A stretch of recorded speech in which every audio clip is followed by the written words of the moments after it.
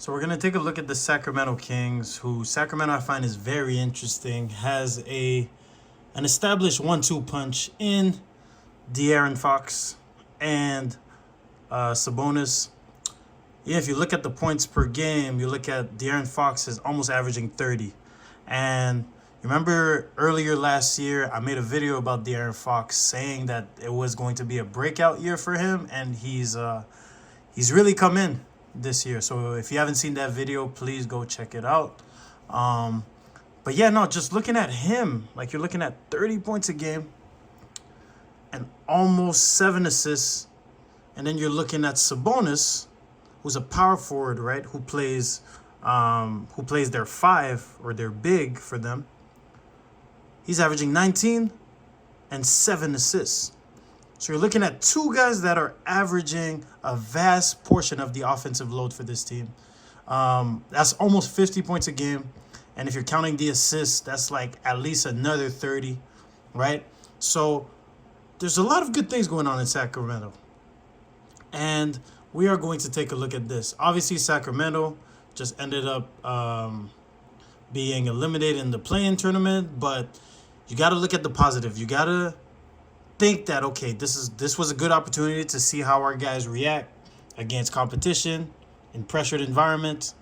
But it gives you an idea of what your squad is able to potentially be able to do going into the playoffs at the end of April, which is where you want to be playing your best, right?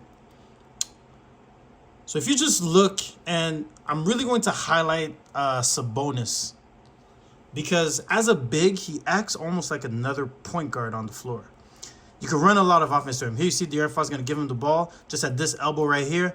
And if you can, this is a tip for hoopers. If you are able to make good decisions, limit dribbles, and make good passes from the elbows, you are a very dangerous player. Feel like that Sabonis, he just makes that read, and then they just come off this little screen right here, and you got your shooter. You got Kevin Huerter, and he's able to just step into that shot right off the gate, get a 3 for the squad, right? So that's already an assist for somebody that would be considered a big on a lot of squads. But again, the benefits of having somebody that can run your offense like this is his matchup most of the times is going to sag a little bit because he's going to have the biggest matchup on him. So this player right here is probably going to be more, he's probably going to want to protect the rim a little bit more. So it's hard for him where he has to make a decision on, do I leave the rim, right? Do I guard? Or do I just sag off and let this player have vision, let Sabonis have vision, and then make plays? So here, his defender has to commit. Am I putting pressure to take away the vision, take away the playmaking? Or do I sag off, take away all the cuts to the rim, and then just let him play and then just act like as a roamer inside of the paint? This is what happens. So you got the shot blocker that's out of the lane. So now, with the shot blocker being outside of the lane, that clears up everything going over here. We don't have no shot blocking at the rim, and we're able to be a really good passer, causing all sorts of problems for the defense. There's another one, right? So here he's bringing the ball up, almost like a point guard right here. Bringing the ball up. And again, I'm able to just get into it and just set this screen, rescreen. We're playing cat and mouse as buckets. So a lot of value coming from your 5-man who's able to be very mobile. Here, transition. He's going to get the ball.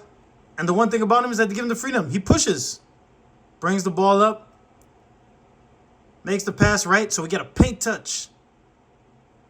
And De'Aaron Fox is going to get that shot. And if you saw my last video, I mentioned how important it was for our best players to try to get as many easy shots as possible. Because if you're the best player on the team, if you take contested, tough shots, that is not sustainable for the long duration of a game. And if you are reliant on going to the rim, getting fouled, dribble, and all that kind of stuff, you want to get as many catch-and-shoot shots as possible because you want to preserve your energy for the fourth quarter. Well, now I'm able to just get this little paint touch right here. And then y'all see right there, my leading scorer is able to just get a catch-and-shoot shot, save his energy, doesn't make it, but I'm able to create a shot for my team. A high percentage shot for my team because as a 30 points per game scorer, That's what we want shooting the ball. Here, I'm going to rebound. I'm going to push. Just understanding that when I push, what am I looking at? Here, I got my shooter coming off this screen right here. And all I got to do is just set this screen, shot. Easy buckets. And we play off of our big. Here's another one right here. Again, still focusing on Sabonis. And something that's important to note is that Sabonis releases a lot of pressure off De'Aaron Fox. Notice that De'Aaron Fox doesn't have to set up a lot of offense right here. But now here, I'm able to just play off this. And now, what did we mention before? He has to make a decision. This time, he's causing us so much problem. We decide to step up. So now, what do? Read the advantage. Got the foot speed. And I'm able to get to the rim. So, just taking what the defense gives him, letting the game come to him. Super important factor of his game. Just off this right here, I don't have the ball. I'm going to set this drag screen because I want to force Zion Williamson. We know he's an explosive athlete, but force him to have to make decisions laterally, defensively, forward, back, making him move. I'm just going to go set this little screen right here and just an easy bucket right here. Now here. Now, what's very underrated is Sabonis knows when to go all the way to the rim and when to trail the play. He trails the play when he's the last one back. But anytime he has his matchup, and here he's beating his matchup down the floor, Sabonis is not just going to stop. He's going to take it all the way to the rim right here. So that's the beauty of having a mobile big. But your mobile big has to know when to put pressure on the rim and when to release the pressure off your ball handlers in the half court. Here he takes it all the way to the rim, and we're going to take a look at this one more time because I think it's very important. It happens early. I seal him at the rim. I got the foot speed on him right here. Boom. Gone. Get ahead of him, cut him off, sprint, finish at the rim. Easy buckets. And we pay attention to how many easy baskets they were able to just get to this point in the game. Here, got my shooter's going to come off a handoff, right? I set this little screen, right? So here's the advantage right here. I set a little screen, got the screen, this is the advantage. And then all he's got to do is just raise, get to that elbow, get to the spot, pull up, and make. So what I think is very interesting. So here we're going to go into some things that I think Sacramento has to do for them to be able to take that next step. So you cannot play. So here we're looking at the non-Sabonis minutes. Okay. You cannot play JaVale McGee the same way that you play Sabonis. JaVale McGee, we've seen him with the Warriors. He's somebody that is very good at the rim. He's very vertical. Right? So this is a player that you got to get rolling to the rim, throw lobs, dunks, offensive rebounds, etc., etc. Very active around the rim. Anytime you have McGee all the way out here, it doesn't cause the same effect because now the same action just changes. We know De'Aaron Fox wants to get down to the paint, so our guards are going to go under, and this big over here can just absorb the cutters, right? So we choose to go over, but you can't really snake it, right? And this is a turnover. But you can't really snake it because in another time, this would have been Sabonis. Sabonis would have popped out, and then we would have been able to play dribble handoff off the other side. But McGee wants to roll to the basket. So De'Aaron Fox has to understand his personnel. De'Aaron Fox has to understand that any screen that JaVale McGee is going to hit naturally, understand your player's strength, and he wants to roll all the way to the basket. But here, both players roll, so now one player can guard two. And then that becomes a turnover. And they're going to get a bucket off the other end.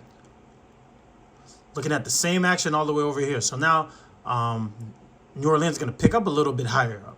So you don't have your five who can relieve pressure. So now your guard has to bring the ball up. Again, we mentioned this. Absorb the cutters. And then we could just get into it. Again, same thing. We could really put some pressure on De'Aaron Fox right here because we know that the action is going to run through him. Put some pressure on him, force him to have to make a bad decision. And then that's the turnover. Here's another one right here. Active hands. JaVale does a good job. And now we're bringing the ball all the way up. And now just off this screen, now we're jamming, right? We're jamming him, not letting him roll to the basket. So off this slip right here, JaVale's not really a short roll guy. It should have been a sprint straight to the basket. Well, now over here, we know the offense is running through De'Aaron Fox. So now we could sit in the gaps a little bit more, right? We could sit on the drive. And then again, just forcing. And then we get another turnover. Another point is that Sacramento's second unit has to be willing to play more random. Paid attention to how much cutting, moving off the ball there was in that first unit. They have to be willing cutters. So see just off this. Excuse me. Harrison Barnes has to be willing to cut, give options to De'Aaron Fox. But now with everybody standing, we know the actions is going to run through De'Aaron Fox, and we're able to just sit, and then they're going to get a score off of this. Going to push, right?